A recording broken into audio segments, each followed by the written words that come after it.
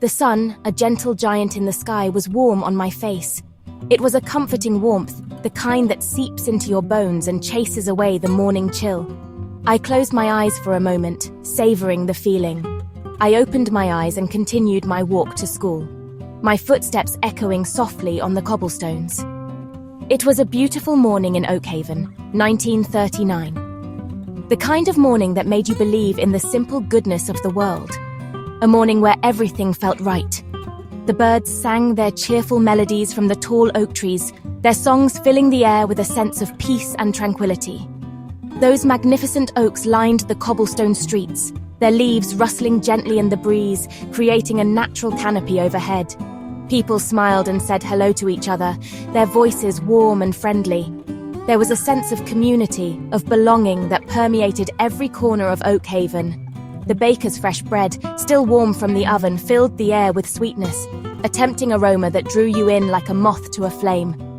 I loved my town. It was peaceful, a sanctuary from the world outside. It was safe, a place where you could leave your doors unlocked and trust your neighbors. I carried my books, their pages filled with stories and knowledge, and an apple for lunch, a crisp and juicy treat, ready to teach my students. My students waited, their faces bright with excitement, eager to learn and explore the world around them. Their enthusiasm was infectious. Today, I drew a big yellow sun on the blackboard, a symbol of hope and warmth, a reminder of the beauty that surrounded us. "Is the sun very hot, Miss Anna?" Leo asked, his eyes wide with curiosity. "Yes, Leo, very hot," I replied with a smile. The classroom was filled with the happy sounds of learning, of children discovering new things, of minds expanding and growing. After school, I'd walk by the river, its waters flowing gently, sometimes with David from the library, a kind and thoughtful soul. We talked about books, the stories they held, and dreams, the hopes we carried in our hearts. His dreams were of travel, of seeing the world, mine of staying in Oakhaven, of building a life in the place I loved. That evening, I sat with my parents in our cozy living room, the heart of our home, a place filled with love and laughter. My father read the newspaper, his brow furrowed with worry, his eyes scanning the headlines for any sign of trouble. My mother knitted, her needles clicking rhythmically, as the radio played softly in the background, filling the room with music. We talked about small things, the garden bursting with life, a neighbor's new baby, a symbol of hope, the upcoming fall festival, a celebration of community. It was an ordinary evening just like so many others, a simple moment in time, a memory to be cherished. I felt safe, enveloped in my family's warmth, protected from the uncertainties of the world outside. But I didn't know a storm was gathering on the horizon, dark clouds approaching that would soon change everything, shattering the peace and tranquility of Oakhaven. I tried not to listen, hoping peace would last. I kept my classroom bright, but worry grew in my heart. One evening, the radio crackled. Germany had invaded Poland. My father put down his newspaper. My mother's knitting stopped. Fear filled our home. The days that followed were tense. People whispered in the streets. The laughter of children faded. I read my students stories of brave knights trying to protect their innocence, but the shadow of war was everywhere. The radio became the center of every home, each report bringing more bad news. England and France declared war on Germany. The conflict spread like fire. At night, I listened to the radio's faint voices, learning the names of distant cities with dread. The peace of Oakhaven was gone. Anxiety settled over us, waiting for what would come next. Our quiet life was over. Weeks passed, but unease crept into Oakhaven. Headlines grew serious. The radio's music was often interrupted by grave news. At school, I was constantly watched, every lesson, every word scrutinized. It felt like the walls themselves had eyes, observing my every move. I couldn't teach about freedom, about our true history, about the values we held dear. The textbooks were censored, filled with propaganda, twisting the past to control the future. I was forced to hang the enemy's leader's picture on the wall, a constant reminder of our subjugation, a symbol of their power over us. But I found small ways to resist. Whispering stories of courage and hope, planting seeds of defiance in the hearts of my students, reminding them of who we truly were. Fear became daily life, a constant companion. It was in the air we breathed, the food we ate, the dreams we no longer dared to dream. Friends disappeared in the night, snatched from their homes, leaving behind only silence and unanswered questions. People stopped talking, afraid soldiers might be listening, that every word could be used against them. Trust became a luxury we could no longer afford. The library was forced to remove books. Knowledge, our history, our very identity was being systematically erased. Our culture was being erased, our heritage destroyed, our voices silenced. I felt an overwhelming sadness and a burning anger, a rage against the injustice, a grief for all that we had lost. This was not the world I wanted for my students, the future I had hoped for them. I wanted them to inherit a world of freedom, not one of fear and oppression. The shadow of occupation was long and cold, a chilling presence that permeated every aspect of our lives. Oakhaven became a town of strangers, a place I barely recognized, filled with unfamiliar faces and a palpable sense of unease. Living under a dark cloud, a constant reminder of the oppression that weighed us down. The smiles were gone, replaced by grim expressions and haunted eyes. Replaced by worry and exhaustion, etched deep into the faces of everyone I knew. The world I loved was slipping away, fading like a distant memory. But I held on to hope, quietly, fiercely for all of us, clinging to the belief that somehow, someday, things would get better. We waited, with bated breath, for a sign that things could change, for a glimmer of light in the overwhelming darkness. War arrived at our doorstep, uninvited and unwelcome. One morning the ground trembled as tanks rumbled through Oakhaven, their heavy treads crushing everything in their path. Soldiers in gray uniforms, their faces hard and unyielding, their eyes devoid of emotion, took over the town, establishing their control with ruthless efficiency. The air now smelled of gasoline and fear, a toxic combination that choked the life out of Oakhaven. The occupation changed everything, shattering the illusion of normalcy and plunging us into a nightmare. Soldiers patrolled the streets, their presence a constant reminder of our captivity. New rules, harsh and unforgiving, curfews and food shortages became our grim reality, a daily struggle for survival. Please, Anna, can you help us? They're taking everyone. My heart pounded in my chest. I knew the risks, but how could I turn them away? I led them to our attic, the only place I could think of, knowing the risk was immense. Hiding them was punishable by death, a fate I knew all too well from the posters plastered around town, but I had no choice. Their lives were in my hands. My parents, bless their hearts, understood without a word.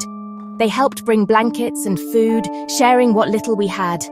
Life became a dance of secrets, a constant balancing act between normalcy and the terrifying reality we were hiding. By day, I taught as if nothing had changed, trying to maintain a sense of calm for my students even as my insides churned with anxiety. At night, under the flickering candlelight, I brought food and read stories to Leah and Samuel, trying to distract them from the fear that clung to the air. The children, so innocent and brave, learned to be silent, memorizing which floorboards creaked, which shadows to avoid. My hope became my strongest weapon, the shield I held up against despair. I shared whispers of resistance, stories of courage and defiance, described the world outside, the one they longed to see again, and became their teacher and storyteller, their link to a future we all prayed for.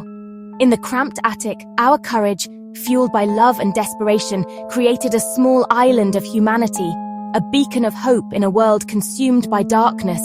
The danger was constant, a shadow lurking just beyond the walls, but so was our resolve, our determination to protect these innocent lives. We clung to hope even in the darkest moments, finding strength in each other's presence. The attic became a symbol of quiet defiance, a testament to the power of the human spirit. Love and bravery, those were the weapons we wielded, the forces that kept us going. One rainy night, as the wind howled outside, a soft knock came at our door, a sound that sent shivers down my spine. It was Mrs. Rosen, the watchmaker's wife, her face etched with fear. With her were her children Leah and Samuel, pale, exhausted and afraid, their eyes wide with a terror no child should ever know. Prominently displayed on their clothing, they wore yellow stars, marking them as targets. Soldiers were taking Jewish families away, rounding them up like cattle. I realized I had to do more. David told me about the resistance. They needed someone trusted. I agreed to help. I carried secret messages, hidden in books or apples, to the baker, the doctor, the farmer. Each delivery made me braver. We met in secret, shared news and printed illegal newspapers to spread hope.